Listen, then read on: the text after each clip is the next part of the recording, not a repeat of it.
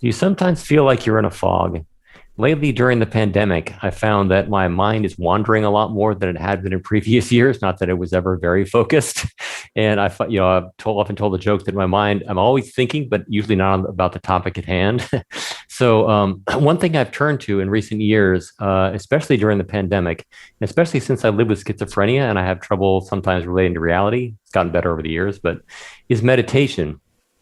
Meditation helps me to feel more focused and balanced and in touch with reality. And to summarize it in a very short expression, when I meditate and I'm able to practice mindfulness that comes from it, my experience of life goes from one of endless responsibility to endless possibility.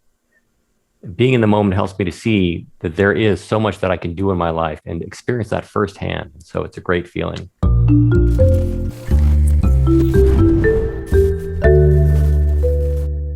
Near the top of any expert's list of how to deal with stress and anxiety is meditation.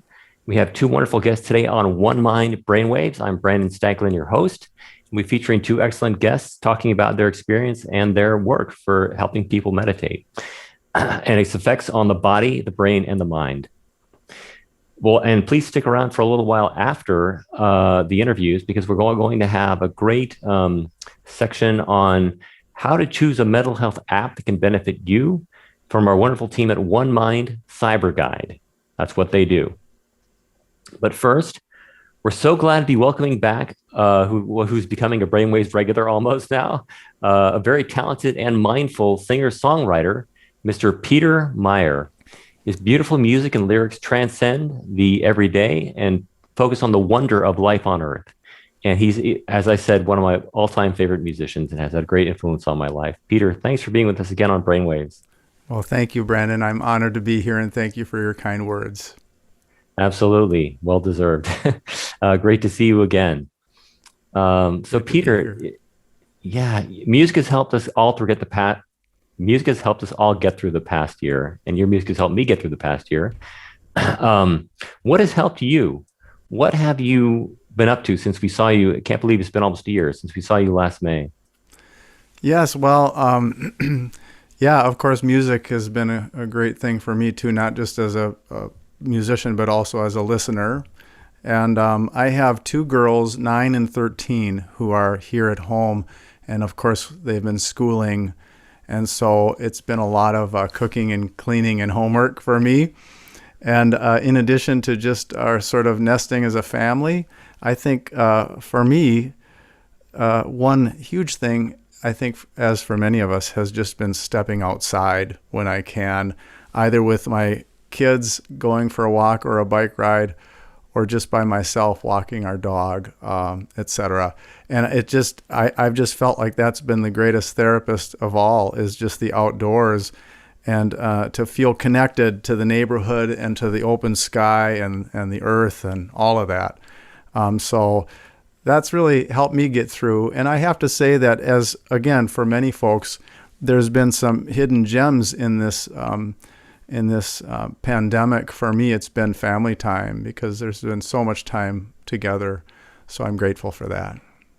Gosh, I love that. I totally agree. I love spending time with my wife and our dog, and my extended family who lives nearby. We're in a bubble, so to speak, and get to do a lot more of that now that I'm not traveling so much during the pandemic, and it's been very, very valuable for me too. So I love your perspective on that. And you sing about your experience with like the outdoors, like the looking up at the stars or walking through woods in the winter, and how meaningful that is for you. So thanks for those great words that you and music that you give to us about those topics. Thank you. Yeah. So, with live performances on an ever extended hiatus, many artists' relationships have been changing with their fans. And how has the pandemic influenced how you relate to your fans and your listeners? Well, I have to say that I've been an awful person about social media. I wasn't, if you can even believe this, on Facebook as an artist before COVID. That's how out of touch I've been. I'm not proud of that. I mean, in some ways, it's been good for me, because I'm afraid of I'm afraid of a lot of that stuff and sort of getting drawn into it. But But now I did open a Facebook account, and primarily so I could still perform. And that has been such a gift, I have to say. This whole business about, going to my basement and doing a live show has just been amazing. And people have been nothing but kind and supportive. And I'm sure for many singer-songwriters, it's been the same way. So the good thing is that I feel like not only am I reaching people that I couldn't in my live shows, but like you, I'm not traveling like I used to, and I suspect that I will have to travel again. However, I'm dreaming of traveling less, not only for the sake of my family life, but also just for the sake of the environment. I'm a guy who travels around singing about the earth, burning up a bunch of fossil fuel, and that has always stabbed me in my conscience. And I've had a difficult time trying to reimagine it, especially with responsibilities financially. And so now I'm hoping that going forward, I can try to reimagine some of that, as, again, many of us in the workplace, so many folks who are Zooming now, and companies finding they don't need you to drive to work every day. So anyway, I'm looking forward to hopefully continuing the live broadcasts, the live performances. Great. I hope that will be a way for you to continue to connect with your fans and keep your conscience happy at the same time. Wouldn't that be great? Yeah. Yeah. And by the way, viewers, thank you so much for watching today. So glad you're with us. If you'd like to catch Peter's next live stream, it'll be on Facebook on April 17th at 7:30 p.m. Central Time. So please tune in to Peter there. Thank you.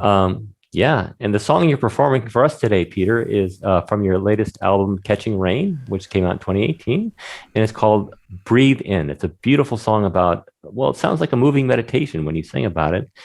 How did you come to write this song? Yes, well, that's exactly what it is. And a friend of mine taught me a very simple moving meditation that I often do in the mornings. I'll show you what it is. So you stand up, you face the day, you begin with your hands open like this. I'm trying to bring my hands up to the camera, but usually, you're standing with your hands perhaps around there. So hands open to the day, breathe in, breathe out. Hands joined as if to pray. Breathe in, breathe out. Arms reaching to the sky, then circling around down to the earth. Eyes lifted to the light, to the light. That's it. That was the meditation my friend taught to me. It takes all but a minute or perhaps two, depending on how much time you want to take. It's a wonderful experience to do that in the morning. For this song, I added a couple more. Hands, branches, catching rain.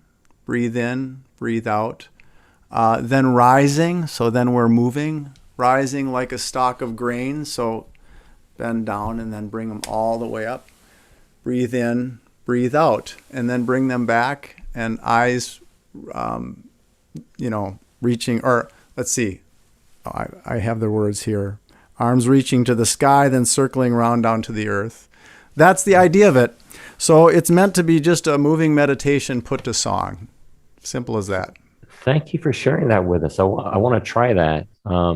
It makes you feel good, it sounds like, and it could help a lot of people to try that. I like to do some yoga like sun salutations. It's a little bit like that, like before I go to bed at night, and it really helps me feel like I'm back in the present again. Yeah, it's wonderful. It's amazing how simple. It doesn't have to be complicated, does it, to really give you benefits and set the tone for the day or the moment. It is amazing how much that little bit can do. Yeah. We'd love to hear your song, Peter. Breathe in. Okay. Could you please play it for us? Yes, please. I sure will. We didn't do a sound check beforehand, but I'm hoping this is coming through. Is that coming through okay? Beautiful. Yeah, okay. Beautiful. Okay, I'm just adjusting. adjusting here.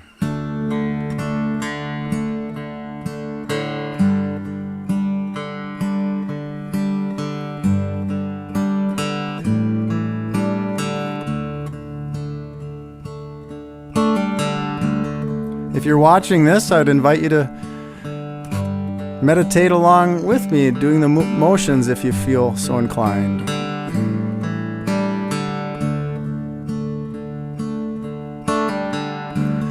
Hands open to the day. Breathe in, breathe out.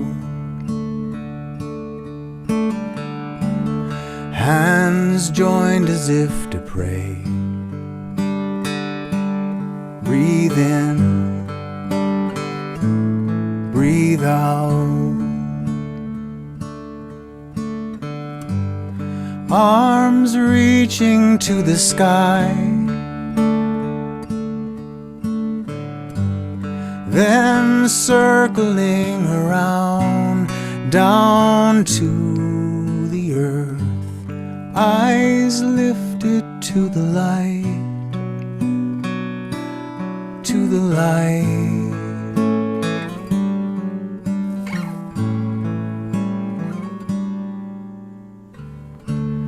Hands, branches catching rain.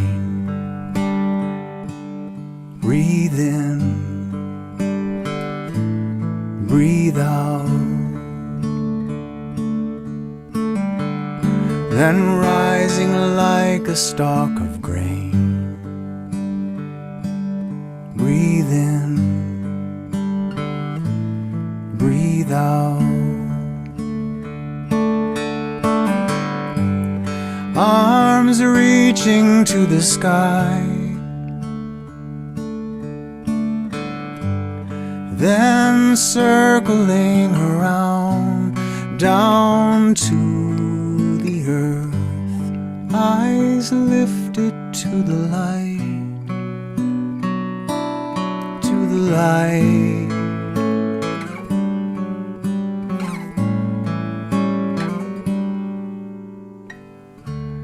Hands open to the day. Breathe in, breathe out. Hands joined as if to pray. Breathe in, breathe out. Breathe in, breathe out. Breathe in, breathe out.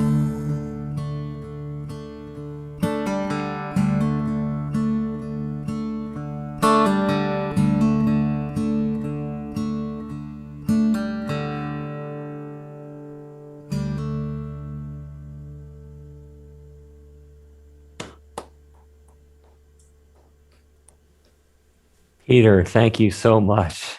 I feel so invigorated and refreshed after doing that meditation along with you as you did that. Thank you so much. A beautiful song. Thank you, Brandon. Thank you. You're welcome. Peter, appreciate you being on Brainwaves again and hope to see you again in the future. Thank you. As well. Thank you. You're welcome. Feel free to stick around as we interview Megan and Zach. Okay. Thanks. And look forward to seeing you on Facebook on your live stream too. Thanks so much. You're welcome. So now ready to start a conversation about meditation, mindfulness, and how it affects the mind, body, and brain. We have two wonderful leaders in the field of meditation.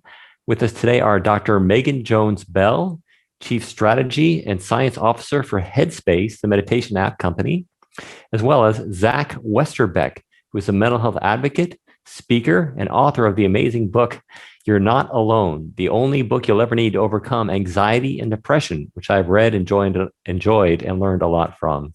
Megan and Zach, thank you so much for being with us on Brainwaves. Thanks so much for having us. Thanks, You bet. You're welcome. So, Megan, I've got a few questions, and shall we dive in with you? And here it's time to show off your expertise as Chief Science and Strategy Officer at HEADSPACE. What exactly is mindfulness and how does it relate to meditation? Well, it's a great question because I think we often use those terms interchangeably, which is fine. But meditation specifically is really both a skill and an experience. It is a formal exercise to cultivate awareness and compassion. And as you sit with the mind, we're training it to be more open and at ease. And consequently, we discover a greater sense of calm, clarity, contentment, and compassion. And in doing so, as Brandon, you described in your intro, we can have that more direct experience of the present moment. Mindfulness is essentially this quality of being present, which you can experience, of course, during the context of a meditation practice, as well as outside of it. And this quality of being present is something that we can carry with us throughout our day as life unfolds, when we remember to be aware, to be free from distraction, and really ground ourselves in the present moment. Mindfulness is a helpful way to step away from that anxious chatter or distracted mind that we may experience as a result of being human, and can certainly get exacerbated in the context of stressful situations. And so really it's through living more mindfully, without distraction, without that inner dialogue that we, and without judgment, that we can reduce stress, reduce emotional reactivity, and learn to be more focused, calm, as well as content with our situation in our lives. Yeah, I love that. I love that practice and that feeling. I think many of our viewers may be interested in learning more about like how it's done. Like, is it something that is hard to achieve, this mindfulness state? And I mean, is it something you have to kind of focus energy on, or is it more like a relaxation that enables it to happen? Well, it's certainly a lifelong pursuit and practice for many people. Our founder is a former Buddhist monk and would say, you can devote your entire life and 18 hours a day to this if you so choose. That said, that we know that's not approachable for most people. And so there at this point, and HEADSPACE as well as others have shown that very brief periods of mindfulness training can drive many of the outcomes that I've mentioned in terms of, reduction in mind wandering, improvement in focus, improvement in compassion, reduction in stress, really help you get that experience of being calm and centered. We see those changes occur after periods of even 10 days of practicing guided meditation for about 10 minutes in duration. We see more positive, more powerful changes around things like, anxiety symptoms or depressed mood from about 15 to 20 minutes per day over about 8 weeks. And so depending on what you are, what's bringing you to this practice, there are different doses of meditation that are required to drive those outcomes. But we do know that we start to see the effects physiologically immediately. Those are largely relaxation effects at the beginning, just by focusing on your breathing, doing a body scan, we know can instantly put your body in a state of relaxation and counter that fight or flight stress response. But what happens unique to meditation that's really different than relaxation is your brain is actually changing. And that the effects of that are what take a little bit more time to see. That's fascinating. So to hear that it can actually help address mental health challenges in addition to helping people just feel more well, that's really cool. And so has science actually seen these changes in the brain through imaging and things like that with meditation? Yes, we know at this point there's been quite a bit of research on the brain impact and the physiological impact more generally of meditation. And so we essentially know at this point that meditation can help facilitate neuroplasticity, really your brain's ability to rewire itself and create new connections, maybe quiet connections that aren't quite as helpful to us. And one of our research collaborators, who Brandon, I know you know, Alyssa Epple, and her collaboration with Elizabeth Blackburn, has also shown that meditation can impact telomere length. Telomeres are the ends of our chromosomes and shorten with aging. And so meditation in their research was shown to actually lengthen telomeres, which can mitigate the effects of aging. But we see the specific brain regions change in terms of what is activated in your brain. And really what that maps onto in more plain language is the part of your brain that's responsible for your reactions, your reactions to negative emotions in particular, like anxiety or fear or anger. Meditation over time quiets those regions in your brain. They may actually change in their structural volume, but they also change in their activity. And the prefrontal cortex, the decision-making, rational, the part of your brain that's less developed when you're a teenager, that comes online more through meditation. And so it's really this, you see in your own experience, emotional experience, in your behavior, but also in your brain that, what you experience in terms of less stress is also your brain having less of a stress response to triggers. Yeah, that is fascinating to hear. That actually changes your physiology as well as your experience. And Zach, how does this fit with your experience? You were diagnosed with an anxiety disorder in 2016, and you've done some amazing work. Now you write and speak to thousands of people about your experiences with anxiety and depression. And you helped educate college students about anxiety and depression, how to cope with them. Tell us about your story. Absolutely. I'd be happy to. And I would say that Dr. Megan Jones-Bell was, in terms of everything that she just discussed, is I'm big on application, right? It's one thing to learn about it. And what I love about mindfulness and meditation is that it's application, right? It's simple concepts that you can learn, utilize, and reap the benefits from. And as somebody that lives with a chronic brain disorder, I've been very fortunate to be the recipient of HEADSPACE, meditation, and mindfulness. So what's interesting is that I started meditating in 2015 because I heard that top athletes and CEOs around the world were meditating. And this was giving them their edge. This was giving them their competitive advantage. It's almost like, how Kobe Bryant shaved off like the most minuscule bit off the sole of his shoe just to be that much quicker. I'm like, I'm young. I've just graduated from school. I'm in a corporate environment. I used to work in the technology sector at Cisco Systems. And I'm thinking to myself, I'm around these bright young minds. I need my edge. So I started doing research, and it's funny because at the time I found this little known app called HEADSPACE with Andy Pudakambe, who's literally, it's funny. I feel like when I was preparing for this, I feel like he's one of my friends, and, obviously I've never met him, but he's been a huge part of my life over the last 6 years. And I had no idea what I was doing or what I was getting myself into. I knew nothing about meditation, and I decided, you know what? I'm just going to meditate tomorrow. So I downloaded HEADSPACE. I had it scheduled. I'm like, all right, this is happening. And I talk about this a little bit more in the book, but the first time that I sat down to meditate, and Dr. Megan Jones-Bell touched on this, I had all those physiological symptoms, psychological symptoms. I had racing thoughts. I had sweaty palms. I had a dry mouth. My heart was beating through my chest.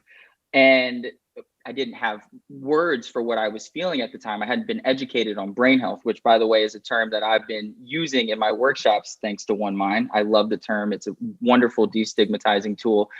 And I sit down and I'm feeling all these symptoms. And I remember two things very distinctly. The first of which is that for 10 minutes, it felt like tug of war with me and my thoughts, toggling between the monkey mind, if you will, the limbic system, those thoughts that bubble up out of nowhere, and me trying to bring myself back to my breath. But the second thing is what kept me coming back. And after 10 minutes of meditation, my mind and my body, and Dr. Megan Jones-Bell talked about this, was more calm. I was more focused, and that pounding heart, the sweaty palm, the dry mouth, the brain fog, again, things I didn't have words for, but just what I was experiencing and living in disappeared. And that decision to try meditation because top athletes and CEOs in 2015 has completely changed my life. Because in 2016, I got hit like a ton of bricks with the onset of a brain disorder known as obsessive compulsive disorder, or OCD, where the core symptoms are severe anxiety, deep depression, and thoughts of suicide. And I was not well equipped, and this is why I travel providing students with tools and education around brain health, because the only tool that I had that got me through January through May of 2016, when I was experiencing suicidal thoughts, intrusive thoughts, a racing mind, was meditation and Andy Pudakambe.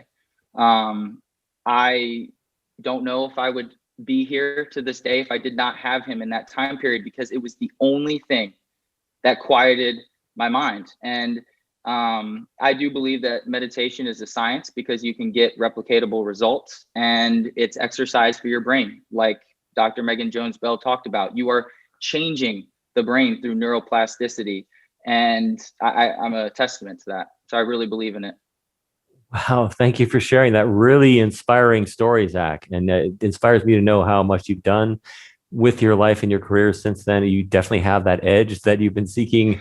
I guess meditation's helped you get there. But Megan, how does Zach's testimony make you feel about the work that you've done?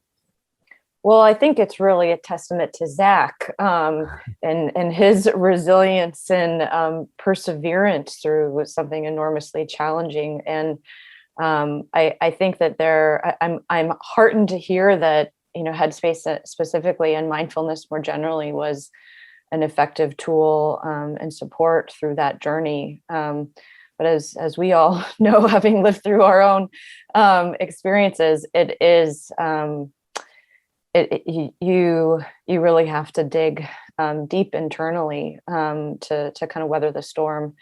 I do think it's what Zach is describing is really consistent from what we hear from many of our members who didn't have access to other resources that really they needed to at the time when they were first suffering.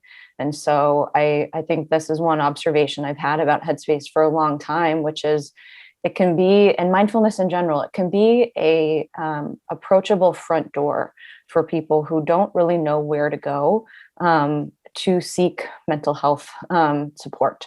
They don't even necessarily know that they have a disorder. And so it does create that bridge, an initial, hopefully positive experience of doing something to look after your mind and your well-being. I would say it's certainly, not sufficient. And so what I hope is that it's a great jumping off point to the specialized care that many people with a mental health disorder do need.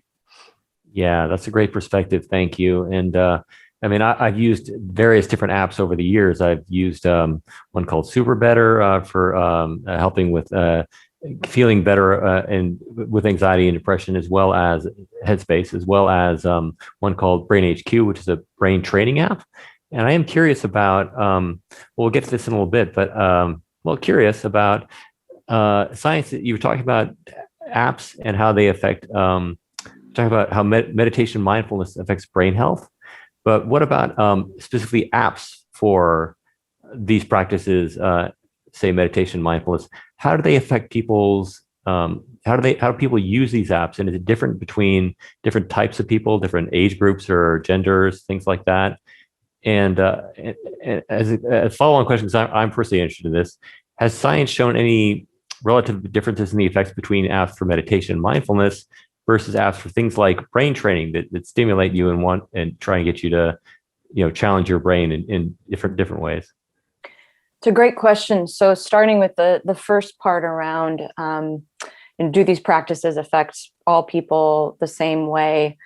We actually do see fairly, even though it does skew a little bit more towards women, split between different gender identities in terms of using Headspace and mindfulness apps in general.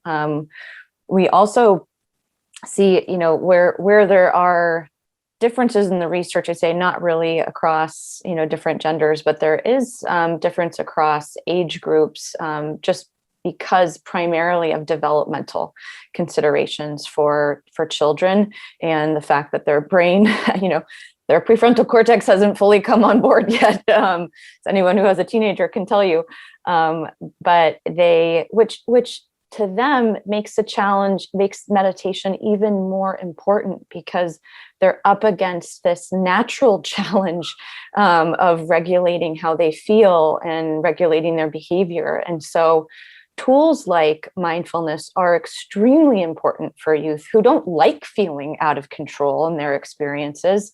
They don't like having these big, these big feelings and moods. And so I think for children of all ages, mindfulness techniques that are developmentally tailored to be appropriate for them are enormously beneficial. It's one of my secret weapons in managing my 4-year-old's meltdowns and trying to intervene before they turn into the throw yourself on the ground moment.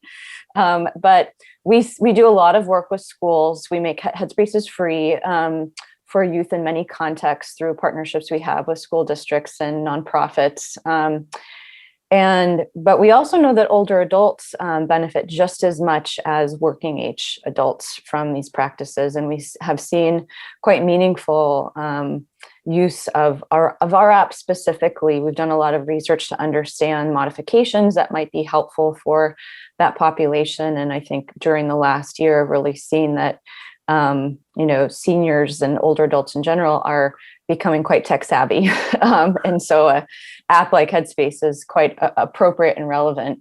To your second question, Brandon, which was more about the research on apps specifically, and is there a difference between the brain training apps and mindfulness apps? I'd say that, first, there's only a small handful of apps, as you well know through the Cyber Guide work, that are evidence-based and have taken that extra step of validating through independent research, how they actually work for their target populations. Headspace is one of those. We've been committed to research from the beginning. We have 27 published peer-reviewed papers about the app's effectiveness across different populations. We have about 50 more studies that are actively underway, and provide complete autonomy to the investigators to publish whatever they find, really in the interest of supporting more open science and transparency around the effects of these apps. We have had one study that was done external to Headspace that compared us to a brain training app, and did not find an effect for that app in terms of a reduction in mind wandering specifically, as well as another study that looked at it in regards to compassion and aggression. And so that said, there are certain outcomes you would expect from brain training that meditation wouldn't necessarily drive, and vice versa. So I think that if you're examining the evidence for these apps, it's really important to understand their intended use.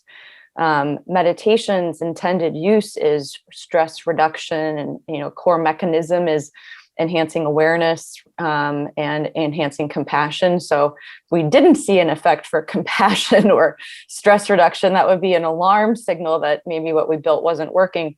But you might not necessarily expect those outcomes from an app that's targeted at a different type of brain function, if that makes sense. Yeah, that totally makes sense. Thank you. That helps. Good. And, Megan, you were talking about how this can be very beneficial for children and young people. And Zach, does this resonate with you in terms of, you do a lot of work with young people, and can young people benefit from these practices, and how?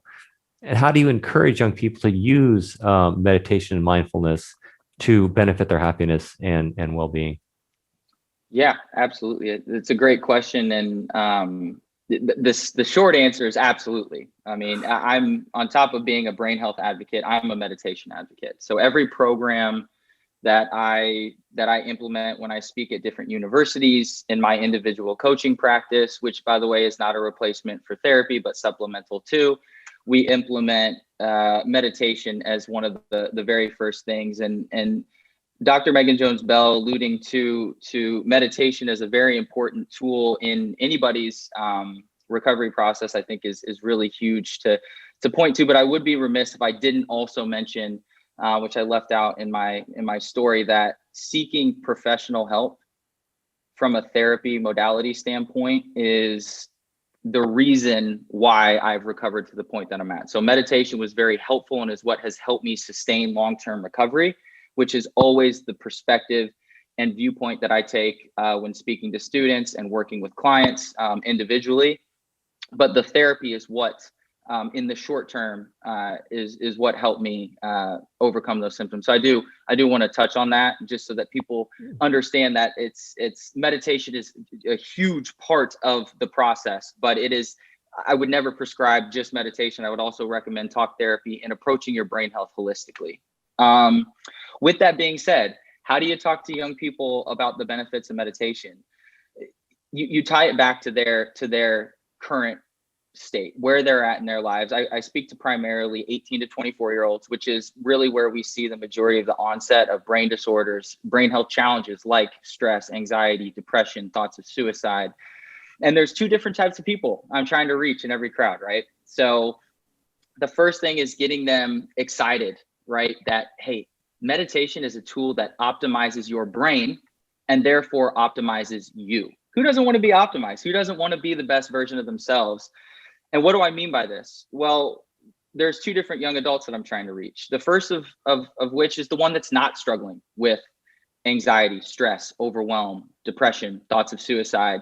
And for them, it's pitching it to them as a great tool to improve focus, to improve memory, to improve sleep. And I can tell you, as a culture, we are completely deprived of sleep. Nobody in our culture is really getting the appropriate amount of sleep, and it starts at the collegiate level. And so pushing meditation, pushing sleep as important tools is one thing that I do. The second group are the ones that are struggling with stress, anxiety, depression, thoughts of suicide, and getting them to look at meditation as a tool to help them reduce those symptoms naturally. And I have no stigma whatsoever towards medication, but there are those that would rather try to take more of the holistic approach, avoiding maybe some of that Western medication approach. And so meditation is a great tool for that. But what has been touched on a few times is the unintended effect for both parties. And that is a more introspective and compassionate brain. That is what we're driving towards. And over the last 6 years, it's funny, and I think that it's also a development in your brain as you get older, is that I have noticed so much more compassion in the way that I navigate my life. And that's why I really believe that meditation is such an important tool. I think everybody should be meditating for 10 minutes a day, because we would have a much more compassionate society. We would be responding rather than reacting. And the beautiful thing about compassion, again, pitching it towards the other person, is that it actually leads us to live healthier and happier lives, because we're taking ourselves out of our ego. And I write about this in my book, but you help yourself when you help somebody else, because it feels good for us. And I think that meditation leads to more compassion, which leads to being a happier, healthier person. Yeah, that's wonderful. I love that effect. And I think meditation has also helped me personally to feel not only compassion for others, but also self-compassion, something that I've struggled with for a long, long time. One of my favorite musicians is Jewel. Remember Jewel from the 90s? She's still performing. And she's got a song called What You Are. There's a line and it goes, "I give love to others, but I give myself hell." I thought, gosh, that is so true. And but lately, I've been experiencing for the first time thinking of myself in a compassionate way. And I think that might help me be compassionate toward others too. Do you think that might be something that's many people experience, in terms of like feeling compassion to yourself can help with compassion for others too? Absolutely. And Dr. Megan Jones Bell, if you want to go, I think it's kind of a simple phrase that I live by when I think about how others can interact at times with other human beings in the world. But hurt people hurt people. And sometimes that hurt starts internally with yourself. Whenever I work with a client individually, they always want to, of course, at that age group, they always want to heal from the external, from outside. And that healing process starts internally, and how you speak to yourself and becoming cognizant of certain automatic negative thoughts, vicious thought patterns that you might have. And through meditation, you actually learn to sit with those thought patterns, and you can become aware of them, right? Because sometimes we have blind spots and we don't even know that we're being guided by certain thought processes, and rooted in certain belief systems. So 100%, I completely agree with that how we speak to ourselves can oftentimes be pushed out into the world too, right? Fantastic. Yeah. Viewers, thank you so much for tuning in today. Today, we're talking about meditation, mindfulness, and how they can affect the body, the brain, and the mind with Dr. Megan Jones-Bell, the Chief Strategy and Science Officer for HEADSPACE, and Zach Westerbeck, who's a mental health advocate and speaker and author of You're Not Alone. And please, viewers, don't forget, if you have any thoughts you'd like to share with our guest today or with us, or if you have any questions to ask, please post those in the chat feature of this premiere today. And if you think that you know somebody who might benefit from the insights that our guests are sharing, please share this webcast with them. We hope to benefit many people with this, and you can be a part of that. Thank you. Megan and Zach, I have a question for both of you. You've both done work in helping companies and organizations to benefit from the practice of mindfulness and meditation. And many companies and organizations are seeking to make these practices part of their employees' benefits and things they can experience as part of the institution, making this a top priority, especially now in the wake of the pandemic. How can organizations implement these practices in the workplace? Maybe Megan, start with you, please. Absolutely. Well, I do think it's one of the few bright spots associated with this last year is that companies really do seem to be leaning in, and leaders within companies specifically are leaning into realizing and doing something about the mental health of their employees and their dependents. We're really starting to see employers zoom out even beyond their own employees and thinking about choosing, implementing benefits that are beneficial to all of the lives that they touch. And I think one aspect of that's really key at driving meaningful implementation of mindfulness in the workplace is the involvement of leaders. And so we know through our work with about 2,000 companies at HEADSPACE that leadership involvement is key. Employees need to see their leaders talking about how they're using these various resources. Mindfulness is one of many, that it creates permission, it creates confidence, and it really goes a long way in creating the conditions for your people and benefits team to be set up for success in doing their job, which is choosing great benefits and implementing them. We also know that this needs to be part of a more holistic well-being strategy because there's not one thing that will work for everyone. And so really conceptualizing your employee health and well-being benefits in a more holistic way and understanding how this component fits in as well as how it interacts with the others is really key to effectively addressing more comprehensive mental health needs. As we've been talking about, mindfulness might be that great front door and, lifelong, tool that people use.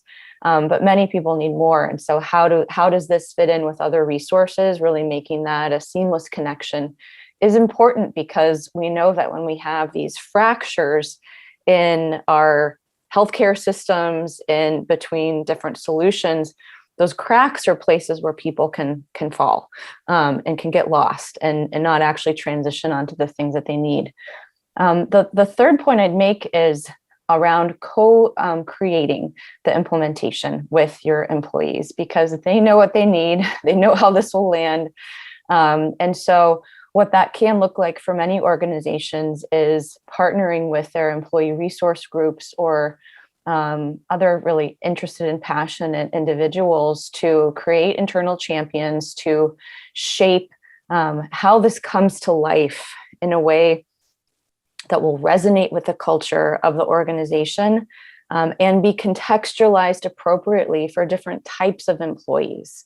How you implement something like HEADSPACE with the, administrative staff of a retail company might be really different than what it looks like for employees working in a warehouse. And so you really need to make sure that you're taking the context and the demographics and other identity and intersectionality factors into consideration as you are customizing. And that's something our team does a lot, and links arms with our partners to make sure that how this comes to life is really thoughtful and relevant, because it's not one size fits all. I love how you advocate for listening as a key component to developing a new program and partnering with the employees that you're working with to make that a reality. That's fantastic advice. Zach, what do you think about implementing mental health practices like mindfulness in the workplace?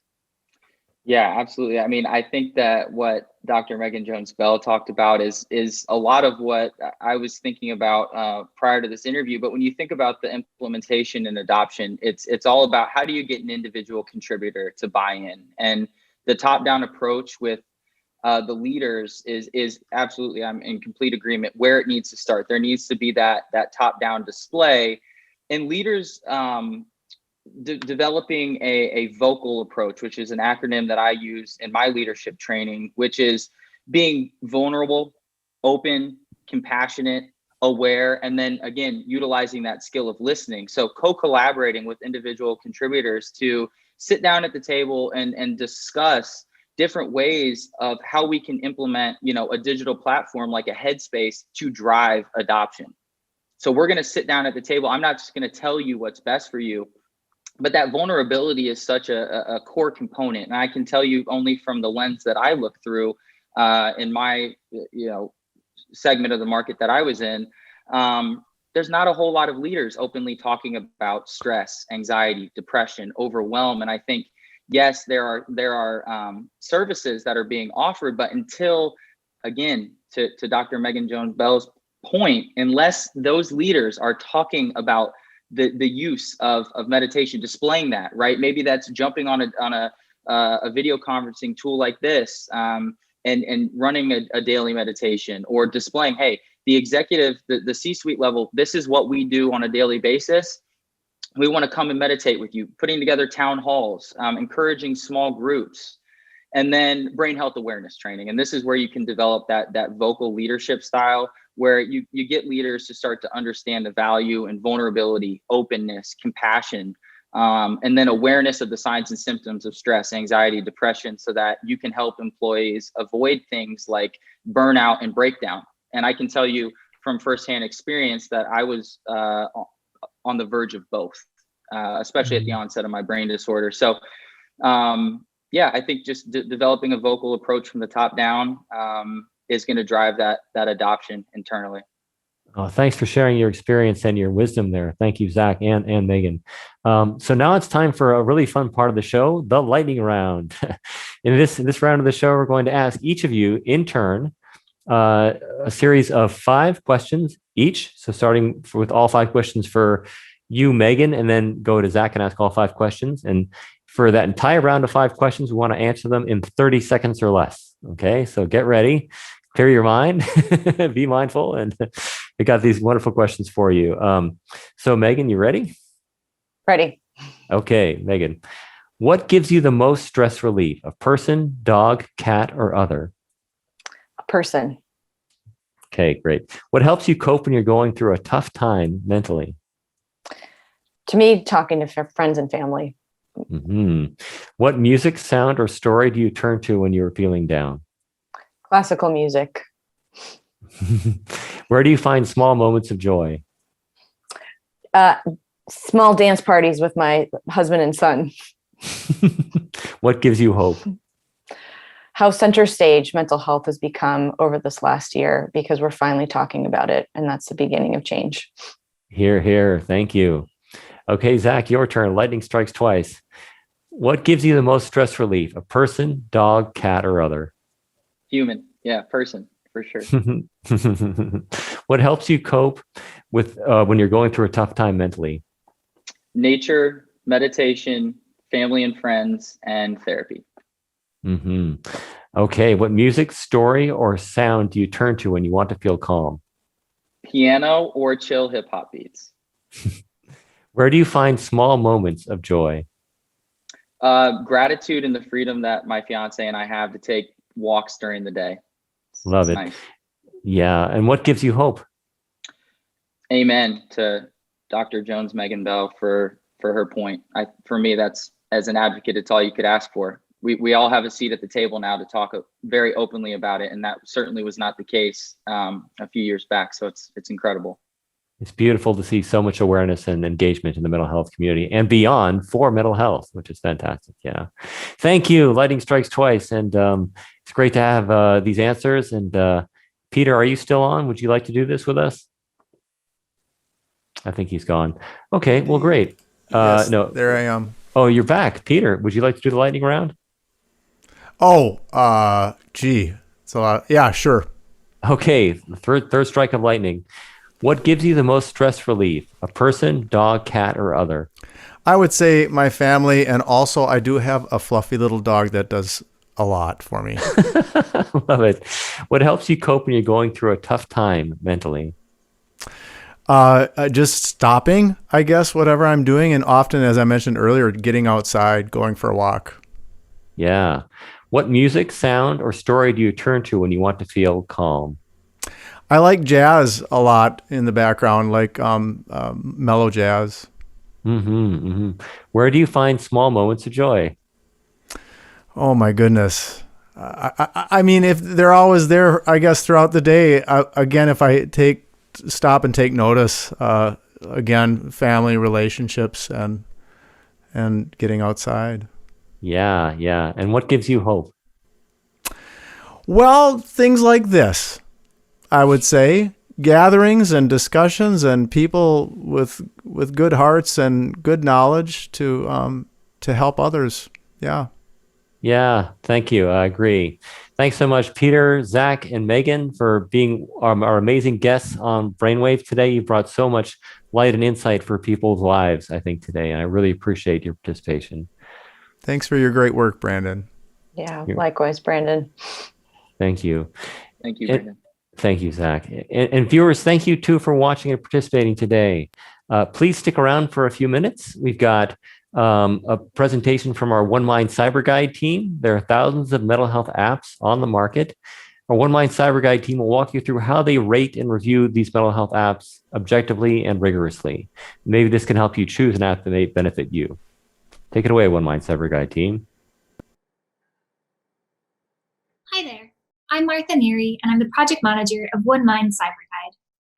You probably already use your phone for many things throughout the day, but did you know that there are lots of apps out there to help you manage your mental health and well-being? There are thousands of mental health apps available for download today. With so many to choose from, it can be hard to separate the good from the bad. That's where One Mind Cyber Guide can help. At One Mind Cyber Guide, we review apps on 3 different metrics: credibility, user experience, and transparency.